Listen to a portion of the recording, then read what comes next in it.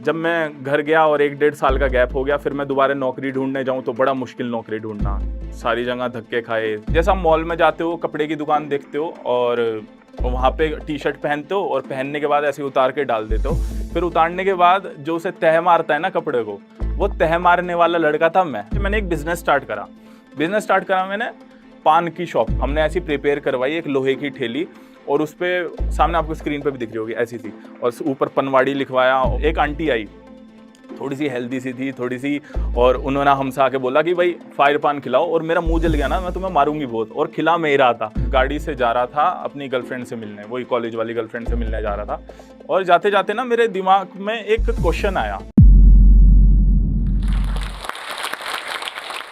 दोस्तों आज से 2.5 साल पहले जाएं तो एक लड़का जो निराश सा है अपनी जिंदगी में, हारा हुआ सा फील कर रहा है, जो बहुत कुछ बड़ा तो करना चाह रहा है पर कर नहीं पा रहा, उसे रास्ता नहीं मिल रहा। उस टाइम वो लड़का, मतलब मैं, शिवम मलिक, 15,000 रुपए की जॉब कर रहा था। बट ठीक है, कोई दिक्कत नहीं है, मेहनत करी है मैंने जिंदगी में, आज यहाँ पे पहुंचा हूं। आप भी मेहनत करोगे, कोई भी मेहनत करेगा, डेडिकेशन है तो आप भी पहुंच सकते हो। और वो 15,000 से लेके महीने के 12 से 15 लाख के बीच में। मैं ये नहीं कह रहा, पैसे नहीं बता रहा आपको कि ऐसे कि मेरे पास पैसा है, मैं ये कह रहा हूँ कि अगर एक मिडिल क्लास परिवार का एक छोटा सा इंसान यहाँ पे पहुंच सकता है, तो अगर कुछ लोगों की ये बात सुन के, मेरी बात सुन के आग लगती है उनके दिल में, तो या आपके सामने यहाँ पे ऐसे आना सफल हो जाएगा एकदम। तो मेरे पापा ही पूरे अपने घर में एक अकेले ऐसे इंसान थे जिन्होंने सरकारी नौकरी प्राप्त करी और वहां से, गांव से निकल के इधर आए, दिल्ली में आए। मुजफ्फरनगर है हमारा गांव, तो वहां से निकल के हम दिल्ली में आए। पापा सिर्फ अकेले ऐसे थे, जब आए तो 1400-1500 रुपए सैलरी थी उनकी। बट उन्होंने कभी भी ऐसा महसूस नहीं होने दिया मुझे कि कम पैसे हैं और तेरी ख्वाहिशें हम पूरी नहीं कर पाएंगे। अपना बोलते हैं ना कि माँ बाप अपना पेट काट के बच्चों को खिलाते हैं, वो चीज़ ही मेरे साथ हुई थी स्टार्टिंग से ही। स्कूल में मेरा नेचर, स्वभाव ना थोड़ा कुछ ऐसा था कि मतलब लड़कियों से बड़ा दूर भागना, लड़कियां आई तो गाल लाल हो गए, पसीना आना शुरू हो गया, बड़ी शर्म आती थी मुझे। और ज़्यादा घुलता-मिलता नहीं था लोगों में, कम बातें करता था। इंट्रोवर्ट बोलते हैं ना, थोड़ा-थोड़ा वैसा था। लड़की ने आके, एक ने प्रपोज़ किया मुझे, मैंने अगले दिन मम्मी को जाके बताया, "मम्मी, मम्मी मुझे आई लव यू बोल दिया।" उसने आके ऐसे ब्लैक बोर्ड पे लिख दिया, क्योंकि मुझे चीज़ें बिल्कुल समझ नहीं आती थी ये। स्टार्टिंग से मैंने सिर्फ़ एक ही चीज़ पे फ़ोकस करा कि 10-15 दोस्त होने की जगह 2-3 अच्छे दोस्त हों, पर बेहतर हों, बेहतरीन हों, कि क्वालिटी पे ज़्यादा ध्यान देना है, क्वांटिटी पे नहीं देना। बचपन से ये चीज़ थी मेरे अंदर।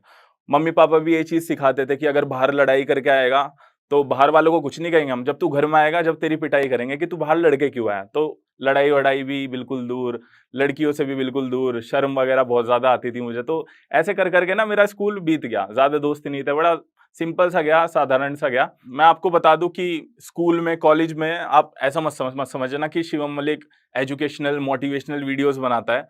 आज मेरे मतलब होंगे 2 करोड़ लोगों के आस-पास हैं चाहने वाले, फॉलोअर्स, पर ठीक है, मैं मेहनत करता हूँ, उस वजह से वो चीज़ हुई है। पर ऐसा मत समझना कि मैं 90 या 95 वाला टॉपर बच्चा रहा हूँ। मैंने, हाँ, मेहनत करी है, कुछ अलग करा है ज़िंदगी में, बट ऐसा नहीं है कि ज़्यादा नंबर आने पे ये कुछ अलग सबकी ज़िंदगी में होता है। मेरे 60, 65, 70 इसके आस-पास ही नंबर घूमते रहते थे। तो मैंने ग्रेजुएशन और पोस्ट ग्रेजुएशन करी है। बीबीए और एमबीए करी थी मैंने, ये 5 साल का कोर्स होता है। और ये जैसे मैंने खत्म करी, अपनी पढ़ाई खत्म करी, इधर भी मेरे 60 से 70 के बीच मार्क्स थे। बट ऐसा हुआ कि जब प्लेसमेंट की बारी आई, तो सारे बच्चे जब जॉब के इंतजार में होते हैं प्लेसमेंट के कि अब जॉब लगेगी, सारे बैठते हैं, इंटरव्यू देते हैं। जो मेरे दोस्त थे जिनके 90 से 95% थे, मतलब 98% वाले भी, वो इंटरव्यू क्रैक नहीं कर पा रहे थे। और सच में हुई थी ये चीज़, और मैंने 3 इंटरव्यू क्रैक करे थे। अब मुझे नहीं पता, पर सबसे ज़्यादा जो इंटरव्यू ले रहे थे उन्होंने बोला कि कम्युनिकेशन स्किल्स और कॉन्फिडेंस 2 ही चीज़ देखी जाती है कि इंटरव्यू को क्रैक करने में। तो वो चीज़ में तुम्हारा भाई बिल्कुल परफेक्ट था, और वो करी मैंने, और 3 जॉब मेरी लगी। और पहली जॉब मैंने करी एप्पल इंडिया में, आपने देखा होगा वो आईफ़ोन आता है एप्पल मोबाइल, उसमें मैं रिटेल स्टोर मैनेजर था, तो मैंने नौकरी करी वो।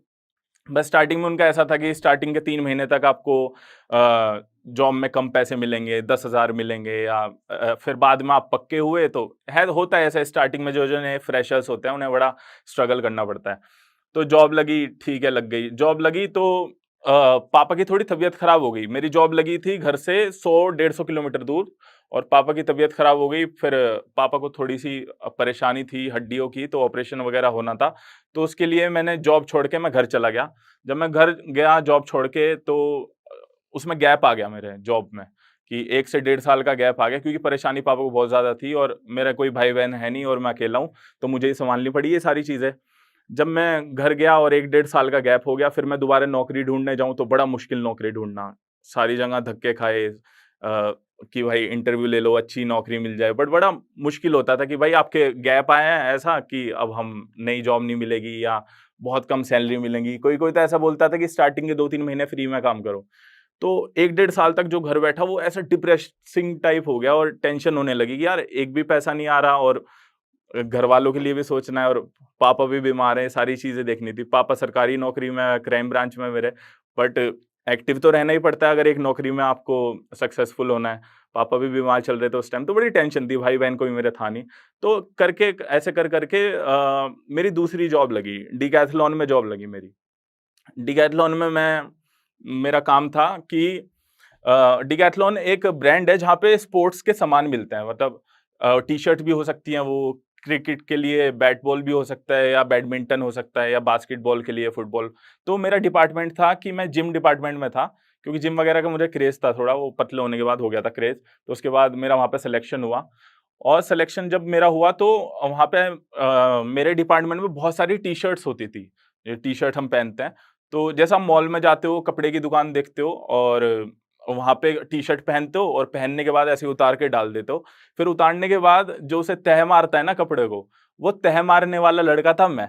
वो ये चीज़ होती थी वहाँ पे और लगता था कभी-कभी एमबीए करने के बाद तुम तह मार रहे हो, ये कर रहे हो। भाई इंडिया में अगर बहुत ही बड़े कॉलेज से एमबीए कर रहे हो, तो तुम्हारे अच्छे से अच्छे पैकेज लगेंगे, वो भी बहुत कम बच्चों के लगेंगे। पर अगर तुम प्राइवेट से कर रहे हो और ठीक है नॉर्मल है, तो अपना 20-25 हज़ार में ही गुज़ारा करना पड़ेगा तुम्हें। तो दिन की कम से कम 500 हज़ार टी-शर्टें हो जाती भाई। टी-शर्टें तह मारते अभी भी मैं इतना परफेक्ट हो गया कि 3 सेकंड के अंदर टी-शर्ट की तह मार सकता हूँ। तो ये चीज़ करते-करते कभी मम्मी को भी बताता, मम्मी भी कहती कि यार मेरा बेटा ये क्या काम कर रहा है? कोई नहीं मम्मी, स्ट्रगलिंग टाइम है, करो मज़ा आ रहा है। मोटिवेशन मिलती थी खुद से ही, खुद को देख के कि जब रात को सोते थे तो ऐसा लगता था कि एक मूवी चल रही है। जैसे कोई पुरानी पिक्चर चल रही है, मेहनत कर रहे हैं, आगे जाके कुछ बदलेगा। एक दिमाग में ना एक आस थी कि कुछ ना कुछ तो चेंज होगा ज़रूर। उसके बाद मम्मी ने कहा कि अच्छा एक काम करते हैं, पंडित जी के पास चलते हैं, वहाँ पे देखते हैं, तेरे हाथ दिखाते हैं, राशि दिखाते हैं कि तेरी ज़िंदगी में क्या हो रहा है या क्या होगा आगे जाके। तो भाई हम पंडित जी के पास गए और ठीक है भाई, जब आदमी को प्यास लगती है, भूख लगती है, वो सारी जगह कहीं भी जाता है और हर चीज़ में यकीन करता है, हर चीज़ में विश्वास करता है। तो हमने भी कहा ठीक है चलो मम्मी चलते हैं, देखते हैं हम कब बनेंगे करोड़पति। उसके बाद जाके पंडित जी को हमने हाथ दिखाया। हाथ देखते पंडित जी की जो आँखें थी वो खुली रह गई, वो शॉक हो गए। वो बोल रहे कि आपका बेटा पिछले जन्म में राजा था, महाराजा था। मुझे पहले बहुत हँसी आई, भाई क्या कह रहे हो ये बात? उन्होंने कहा नहीं सीरियस हो जाओ। उन्होंने मेरा हाथ देखा, ये आपको मेरा हाथ अगर यहाँ पे दिख रहा हो ऐसे, तो ये हाथ बिल्कुल सीधी लकीर है। उन्होंने बोला कि मैंने आज तक अपनी लाइफ में ऐसी सीधी लकीर नहीं देखी किसी के हाथ में। मैंने भी जाके गूगल पे सर्च करा, 1% लोगों के होती है वर्ल्ड में, तो मुझे भी यकीन हुआ कि हाँ भाई, अब तो कुछ बदलने वाला है ज़िंदगी में। तो ऐसे करके उन्होंने कहा कि ठीक है, अच्छा टाइम आएगा। तो कॉन्फिडेंस आता है, ऐसे आस-पास के लोग पॉजिटिव बातें करें, मोटिवेट करें, तो ठीक है। वो चीज़ हुई, फिर मैंने सोचा कि भाई मेरी उम्र के लड़के सब बिज़नेस कर रहे हैं, सब अपना कुछ अच्छा कर रहे हैं ज़िंदगी में, मैं भी कुछ बिज़नेस करता हूँ। तो डिकैथलॉन एक ऐसे शॉप थी, एक डब्बे की तरह शॉप थी, जैसे बिग बाज़ार होता है, वैसे मैं अंदर जॉब करता था, तो मैंने सोचा एक बिज़नेस करा जाए। मेरा एक ही दोस्त है, मतलब दोस्त हैं, 2-3 हैं, पर जो एक इतना ख़ास दोस्त है उसका नाम सन्नी है और मम्मी-पापा के बाद मैं उसे मानता हूँ। तो उसके साथ मिलके मैंने एक बिज़नेस स्टार्ट करा। बिज़नेस स्टार्ट करा मैंने पान की शॉप का। मैंने सोचा कि यार ग्रेटर नोएडा की बात है, तो मैंने सोचा कि ग्रेटर नोएडा में एक पान की दुकान नहीं है। पान की वैसी नहीं, वो तम्बाकू-वम्बाकू वाले। चॉकलेट पान, फायर पान, घुंडी पान, स्ट्रॉबेरी पान, वेनिला पान, ये हमने कनॉट प्लेस में खाए थे सबसे पहले। तो हमने सोचा ग्रेटर नोएडा में ये चीज़ लाई जाती है और ये बिज़नेस बहुत ज़्यादा हिट करेगा। तो हमने एक ठेली प्रिपेयर करी। ठेली जैसे आपने देखा होगा, वो आइसक्रीम वाला साइकिल चलाता है और पीछे पूरी की पूरी आइसक्रीम का डब्बा होता है। हमने ऐसी प्रिपेयर करवाई एक लोहे की ठेली और उसपे सामने आपको स्क्रीन पे भी दिख रही होगी ऐसी-सी, और ऊपर पनवाड़ी लिखवाया और बहुत सारे बैनर लगाए और डिस्काउंट चलाया और मतलब हमने बिल्कुल पूरा दिमाग लगाया और डिकैथलॉन के बाहर ही मैंने उसे अपनी ठेली को बाहर खड़ा कर दिया और सब डिकैथलॉन में शोर मच गया। वो जो मेरे साथ वाले स्टाफ थे, "ओ भाई शिवम ने अपना बिज़नेस शुरू कर लिया, अब ये करोड़पति बन जाएगा, इसके हाथ की लकीर भी ऐसी है।" तो वहाँ पे भाई ये चीज़ बिज़नेस वगैरह शुरू हुई और भाई स्टार्टिंग में तो जो सैटरडे संडे में ज़्यादा भीड़ होती थी वहाँ पे, कपड़े खरीदने आते थे जब लोग, तो बहुत पान बिके। हमने 2-3 हज़ार रुपए कमा लिए 2 दिन के अंदर ही, तो हमें लगा भाई किस्मत चमकनी शुरू हो गई। पर ये तो भाई पहली बारी था और पहली बारी में कोई एकदम से कामयाब हो जाए तो बहुत ही ज़्यादा मुश्किल गेम है। उसके बाद मंडे से लेके फ्राइडे तक हमारे पान ना बिकते, हम बड़े परेशान आ गए। यहाँ पे ना शादी के बैंक्वेट हॉल थे बहुत ज़्यादा ग्रेटर नोएडा में। तो हमने सोचा कि भाई कस्टमर हमारे पास नहीं चल के आ रहे तो हम कस्टमर के पास जाते हैं, हम इन्हें खुद पान खिलाते हैं। तो हमने एक बैंक्वेट हॉल में बात करी, उन्होंने कहा कि ठीक है, पान की ठेली लगानी है तुम्हें, तो तुम्हें 1 दिन के 12,000 रुपए मिलेंगे और अनलिमिटेड पान खिलाने पड़ेंगे, जितने भी लोग माँग रहे हैं पान। मैंने सोचा कि ठीक है, कम खिलाए तो फ़ायदा होगा, ज़्यादा खिलाए तो देखी जाएगी। अब 12,000 रुपए मिल रहे हैं 1 दिन के, तो क्या दिक्कत है। तो भाई जब रात को गए, हमारे पास एक ही बंदा, क्योंकि भाई बंदे को भी तो पैसे देने पड़ते हैं, वो पान वगैरह खिलाएगा और वो सारी चीज़ मैनेज करेगा। अब सन्नी और मैं खड़े हैं, अब इतनी सारी जनता आ गई, कोई आंटी आ रही है, कोई लड़की आ रही है, कोई और आ रहे हैं शादी-ब्याह में जैसे होता है भीड़-भाड़, वो कहते हो भाई खिलाओ हमें पान खिलाओ।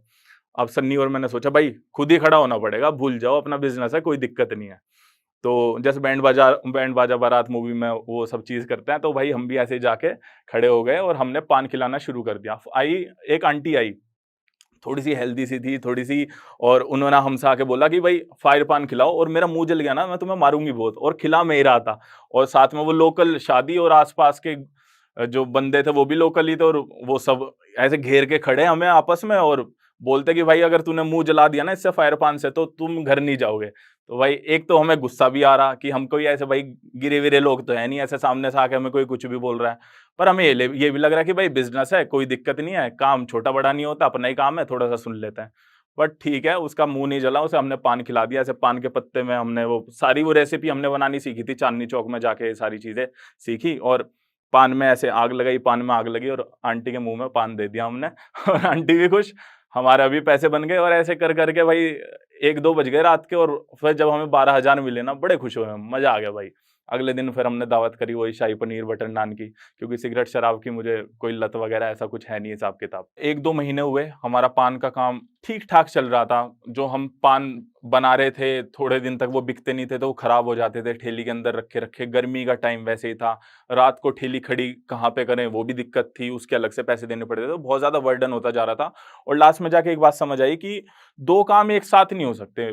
बहुत 2 बड़ी-बड़ी नौकरी की, बिज़नेस पे भी पूरा ध्यान दे लूँ मैं, डिकैथलॉन भी कर लूँ, या तो वो चीज़ आधी हो रही थी या वो चीज़ आधी हो रही थी, दोनों चीज़ अच्छे से नहीं हो रही थी। तो वो पान वाला काम बड़ा दुःख हुआ, दर्द हुआ, और वो बंद करना पड़ा। उसकी वजह से ठेली की टाँग भी टूट गई थी, रास्ते में चलते हुए एक बाइक वाले ने ठोकी, हमारी ठेली भी टूट गई।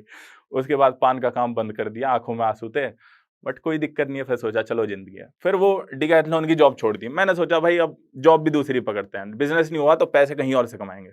फिर करी मैंने बैंक में नौकरी। बैंक में बड़ी मुश्किल से नौकरी लगी, बहुत सारे इंटरव्यू दिए इधर-उधर। बैंक में नौकरी जब लगी तो उन्होंने कहा भाई तुम्हारा तो रिटेल वाला बैकग्राउंड है, ये बैंक वाला तो अलग है, यहाँ पे तुम फ्रेशर की तरह काउंट होंगे, 15,000 रुपए मिलेंगे। डिकैथलॉन में वरना मुझे 20 से 25,000 मिलने स्टार्ट हो गए थे, फिर मैं दोबारा घूम फिर के 15,000 रुपए पे आ गया। ठीक है भाई, 15-20 हज़ार रुपए पे आ गया मैं, फिर करने लगा मैं जॉब, 1 साल करी, 1.5 साल करी। पर साथ में ना बचपन से एक मेरे दिमाग में एक कीड़ा था, एक शौक था कि मुझे एक और चीज़ नहीं करनी है, कि भाई फ़िल्मों में आना है, और हाइट मेरी 6 फुट 1 इंच हो गई थी, तो आस-पास वाले बोलते थे, तो और लगता था कि भाई हाँ, आ सकता हूँ, शक्ल भी ठीक हो रही थी पतला होने के बाद, तो ये लगा कि ठीक है, कर सकते हैं। तो मैंने सोचा कि क्या करूँ, कैसे जाऊँ फ़िल्मों में? घर वाले बोलते थे भाई मुंबई में जाएगा तो बॉलीवुड वाले तेरी किडनी-विडनी बेच देंगे। भाई घर वालों के ये तो हमारे पुराने ख़यालात के हैं, तो जैसे उन्हें बातें बोली जाती थी, तो उनके दिमाग में ऐसी बातें हैं। तो मैंने सोचा कि टिकटॉक पे वीडियोज़ बनाते हैं। टिकटॉक का नाम म्यूज़िकली था पहले, तो वहाँ पे वीडियोज़ बनाई, कबीर सिंह की एक्टिंग कर ली, कभी कुछ कर ली, कुछ नहीं पता था, ऐसी वीडियो बना ली खुश रहने के लिए, कि थोड़ा-सा फ़ील आए कि हम भी बॉलीवुड के हीरो हैं या हम भी एक्टिंग कर रहे हैं। तो ऐसी वीडियोज़ बनाते-बनाते हो गए होंगे मुझे 3-4 महीने हो गए होंगे, डेली वीडियोज़ बना रहा हूँ, कुछ फ़ायदा नहीं हो रहा है और व्यूज़ नहीं आ रहे हैं। बट मुझे व्यूज़ वगैरह का कुछ भी नहीं था, बस ये था कि वीडियोज़ बनाऊँ, अपने अंदर का जुनून है ना, वो निकालूँ। तो ऐसे ही करोल बाग की बात है, मैं गाड़ी से जा रहा था अपनी गर्लफ्रेंड से मिलने, वही कॉलेज वाली गर्लफ्रेंड से मिलने जा रहा था, और जाते-जाते ना मेरे दिमाग में एक क्वेश्चन आया, तो मैंने गाड़ी को साइड में लगाया सर्विस रोड पे और क्वेश्चन पूछा। टिकटॉक की वीडियो मतलब टिकटॉक एप्लीकेशन ऑन करके एक वीडियो रिकॉर्ड करी कि दोस्तों एक सरकारी नौकरी से रिलेटेड मैं आपसे एक क्वेश्चन पूछता हूँ। तो मैंने एक क्वेश्चन पूछा, और जैसे मैं वो वीडियो बनाई, अपलोड कर दी, मैं गया गर्लफ्रेंड के साथ, खाया-पिया, गोलगप्पे-वोलगप्पे, घर आया। जब घर आया तो सारी जगह से फ़ोन आने शुरू हो गए कि भाई तू तो स्टार बन गया। अगले दिन जब मैं उठा कि सब बोल रहे रातों-रात स्टार बन गया, 80 मिलियन, 100 मिलियन एक ही वीडियो पे, और 2-3 हज़ार से फॉलोवर मेरे 3 साढ़े 3 लाख हो गए सिर्फ एक ही वीडियो से। टिकटॉक पे बहुत आसान होता था फॉलोअर्स बढ़ना। तो वो वीडियो बनाने के बाद मैंने सोचा कि भाई अब मेरे हो चुकी है रेलगाड़ी स्टार्ट, अब मुझे इसे धक्का देना है, जितनी ज़्यादा कोशिश करूँगा उतने ज़्यादा मैं आगे जाऊँगा। मैं फिर से वो एक्टिंग वाली वीडियोज़ बनाता, उन पे व्यूज़ ना आते, पर मैं ऐसी गवर्नमेंट जॉब से रिलेटेड वाली वीडियोज़ बनाता, उन पे व्यूज़ आते, पर क्वेश्चन भी कितने लाऊँ? 3 क्वेश्चन, 4 क्वेश्चन, 5 क्वेश्चन, वो खत्म हो गए क्वेश्चन, अब क्या करूँ भाई? फिर मैंने दिमाग लगाया, शांति में बैठा, मैंने सोचा कि जनता को मज़ा किस चीज़ में आ रहा है? कि मैं उन्हें कुछ नया सिखा रहा हूँ, कुछ वैल्यू एडिंग कंटेंट है मेरा कि दूसरों की ज़िंदगी में कुछ वैल्यू ऐड हो रही है, वो कुछ नया सीख पा रहे हैं। इन क्वेश्चन के ज़रिए या उन्हें कुछ मज़ा आ रहा है एंटरटेनमेंट पर्पज़ से या कुछ ऐसा ही, बट उन्हें मज़ा आ रहा है, मैं क्वेश्चन पूछ रहा हूँ, कमेंट्स बढ़ रहे हैं। तो फिर मैंने ऐसी वीडियोज़ बनानी स्टार्ट करी, जो दूसरे लोगों की हेल्प हो, जिन वीडियो की मदद से। जैसे कि स्किन केयर से रिलेटेड मैंने बना दी, या मैंने बना दी फिटनेस से रिलेटेड, या मोटिवेशन वीडियोज़ बना दी। मतलब आप 40-50 सेकंड तक मेरी वीडियो देखोगे, लास्ट में आप कुछ ना कुछ सीख के जाओगे। तो ये जब चीज़, ये लाइन मैंने पकड़ ली, ये रेलगाड़ी मैंने पकड़ ली, तो लास्ट तक जाते-जाते मेहनत करी, बहुत ज़्यादा मेहनत करी, और 1 डेढ़ साल के अंदर फिर लॉकडाउन वॉकडाउन हुआ, कोरोना आया, और उसके बाद मेरे 7 मिलियन मैंने फॉलोअर्स कर लिए थे। लॉकडाउन के अंदर, लॉकडाउन से पहले 2 मिलियन थे, और लॉकडाउन के अंदर-अंदर 5 मिलियन बढ़ा लिए थे, तो टोटल 7.1 हो गए। तो भाई मुझे लगा मज़ा आ गया भाई ज़िंदगी में, अब बैंक में जॉब कर रहे थे और साथ में ये चीज़ भी हो गई। अब बात आई कि इस एप्लीकेशन से पैसे कैसे कमाएँगे? तो पहली मेरी कमाई ₹500 थी इस एप्लीकेशन से। ऐसे पहले ना, जैसे पता नहीं होता ना कि पैसे कैसे कमाने हैं, तो ब्रांड्स ना स्टार्टिंग में कुछ भी बोल के आपको कम पैसे दे देते हैं, या कुछ आपका पागल-शागल बना देता है। अब तो जाके समझ आ गई कि कितनी वैल्यू है, कितने पैसे माँगना है। ₹500 जैसे ही मुझे मिले पहली बारी, मैं बड़ा खुश हो गया कि भाई अब ज़िंदगी मेरी टर्निंग पॉइंट आ गया है, मैं अपनी बैंक की जॉब छोड़ सकता हूँ, वो 15-20 हज़ार वाली, अब मैं अपना कुछ कर सकता हूँ। जैसे ही ₹500 मिले, अगले दिन ही न्यूज़ आई, मोदी जी वगैरह ने भी बताया, इधर-उधर से सारी चीज़ से पता लगी कि टिकटॉक अब बंद होने वाला है। तो टिकटॉक बंद होने वाला है, बड़ा दुःख था, आँखों में आँसू टाइप थे कि इतनी मेहनत करी, एक उम्मीद की किरण आई थी ज़िंदगी में, अब वहाँ से भी पैसे नहीं आएँगे, अब क्या करूँगा? मैं बैंक की जॉब भी नहीं छोड़ पाऊँगा, अब थोड़ा-सा पैरों पैरों पे अपना खड़ा होना शुरू हुआ था, वो चीज़ भी बेकार हो जाएगी। पर उसके बाद इंस्टाग्राम रील्स आया, यूट्यूब शॉर्ट्स आया, टिकटॉक बंद हुआ, तो मैंने रील्स बनानी स्टार्ट करी पहले दिन से ही, और मेहनत करते वो रील्स में मेरे हो गए, अभी फ़िलहाल मेरे 4.7 मिलियन है, 47 लाख लोग हैं, और यूट्यूब पे सिर्फ़ 80,000 थे, टिकटॉक के टाइम पे 80,000 से वहाँ पे भी 7.5 मिलियन लोग हैं।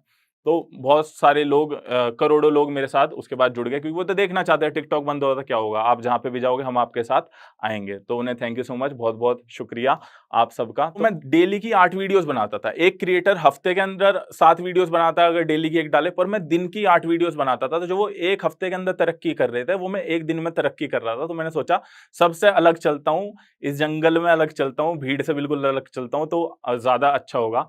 ऐसा होता था, सुबह 7 बजे उठा मैं बैंक के लिए, नौकरी के साथ-साथ कर रहा था ना मैं ये चीज़, अभी तो थोड़े दिन पहले ही छोड़ी है मैंने।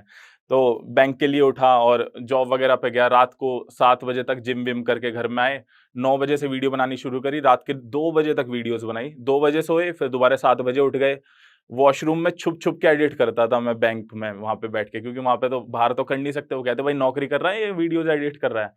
बट थोड़ी-सी जब वीडियोज़ वायरल होनी शुरू हो गई, इंस्टाग्राम पे दोबारा से चल गया, तो जो मेरे मैनेजर थे वो भी इतना परेशान नहीं करते थे, क्योंकि जो मैनेजर की वाइफ़ थी या जो उनके घर में थे लोग, बच्चे थे, वो मेरी वीडियोज़ देखते थे, अपने स्टेटस पे लगाते थे, तो वो भी थोड़ी शांति बनाए रखते थे कि ठीक है भाई, हमारे बच्चे इसके फैन है, तो हम इसे इतना परेशान ना करें, तो थोड़ी-सी वहाँ मुझे एडवांटेज मिल गई इस चीज़ की। तो आज इतनी ज़्यादा खुशी हो रही है मुझे, क्योंकि एक वक़्त था, एक टाइम था जब मैं बैंक में जॉब करता था, मैं सोचता था कि यार जोश टॉक पे आऊँगा, एक ना एक दिन मैं इतना लायक बनूँगा, इतना काबिल बनूँगा, क्योंकि यहाँ पे मैं जितनों की भी जर्नी, जितनों की भी स्टोरी सुनता था, बहुत ज़्यादा मोटिवेशन मिलती थी। बहुत वीडियोज़ देखी है मैंने जोश टॉक पे कि इसने इतनी मेहनत करी, छोटे से गाँव का लड़का यहाँ पे पहुँचा, ये पहले ये करता था, यहाँ पहुँचा। तो मैंने सोचा कि यार मैं ज़िंदगी में आ पाऊँगा, नहीं आ पाऊँगा, और आप सबकी बदौलत से और मेरी मेहनत की वजह से आज मैं यहाँ पे खड़ा हूँ। पर ये प्लेटफ़ॉर्म जो है, जोश टॉक जो है, और ये एक हमारी सोसाइटी पे बहुत अच्छा इम्पैक्ट डाल रहा है। मतलब जो इंसान निराश हैं, जो हार मान गए हैं, क्या पता 100 वीडियो में से कोई ना कोई एक वीडियो आपको ऐसी हिट कर जाए कि आपके अंदर वो आग जल जाए। मेरे अंदर भी आग जली है, बहुत सारी वीडियोज़ देख के, और क्या पता मेरी ज़िंदगी आज ऐसे ही बदली हो। ऐसे ही आपको एक्सप्लोर करते रहना चाहिए, अच्छी-अच्छी चीज़ें देखते रहनी चाहिए, जो प्लेटफ़ॉर्म कुछ अच्छा प्रोवाइड कर रहा है। दोस्तों, इस सफ़र में ना मैं सिर्फ़ एक ही बात सीखा हूँ, और आपसे भी बस यही कहना चाहूँगा कि मैं साईं बाबा को बहुत ज़्यादा मानता हूँ, और मैं एक चीज़ मानता हूँ कि अगर आप ₹100 कमा रहे हो तो 10 से 15 रुपए ज़रूरतमंद लोगों को, गरीब लोगों के लिए या जिन्हें ज़रूरत है, उन्हें ज़रूर दें क्योंकि ऊपर वाले ने आपको अगर जेब में पैसा दिया है वो इस वज़ह से दिया है कि आप दूसरों की मदद कर पाओ। भगवान जी खुद तो उतर के नहीं आएँगे, तो आपको ही अच्छे काम करने पड़ेंगे, बहुत अच्छा फ़ील होता है। दूसरी बात ये है कि यार ज़िंदगी में कुछ भी कर लेना, कैसा भी कर लेना, किसी की आत्मा मत दुखाना, किसी का दिल मत दुखाना, किसी लड़की से झूठ मत बोलना अपने फ़ायदा निकालने के लिए, कुछ गलत चीज़ें करने के लिए क्योंकि आप कर जाओगे और बाद में जाके कभी न कभी आप पे वरना आपके मम्मी-पापा, आपके परिवार पे, बच्चों पे, किसी न किसी पे ज़रूर आती है। गलत करोगे तो कभी न कभी एक टाइम पे जाके भुगतनी पड़ेगी वो चीज़। क्योंकि आप जोश टॉक्स देख रहे हैं तो जाहिर सी बात है कि आप अपनी जिंदगी में कुछ बड़ा करना चाहते हैं और वो सारे स्किल्स सीखना चाहते हैं जिनसे आप अपने सपने पूरे कर सकें। और आपके इन्हीं सपनों को पूरा करने में मदद करता है जोश टॉक्स का इंग्लिश स्पीकिंग ऐप, जिसमें हम आपकी मदद करते हैं उन सारे स्किल्स को सीखने में जिनसे आप बाकियों से आगे बढ़ सकते हैं। चाहे इंग्लिश बोलने में कॉन्फिडेंस और फ्लुएंसी की कमी हो या पर्सनालिटी डेवलप करने में परेशानी हो रही है, इस सब के लिए आपको वन स्टॉप सॉल्यूशन हम देना चाहते हैं और इसका नाम है जोश टॉक्स इंग्लिश स्पीकिंग ऐप। तो इंतजार किस बात का है? आज ही डाउनलोड कीजिए जोश टॉक्स इंग्लिश स्पीकिंग ऐप और अपनी सक्सेस की तरफ एक नया कदम बढ़ाइए। Click the link now.